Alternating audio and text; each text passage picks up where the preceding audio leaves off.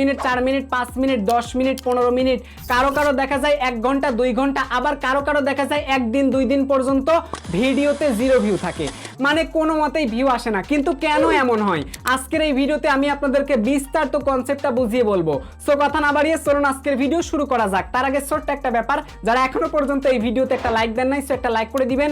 চ্যানেলে নতুন হয়ে থাকলে এই চ্যানেলটা সাবস্ক্রাইব করে আমাদের পাশে থাকুন।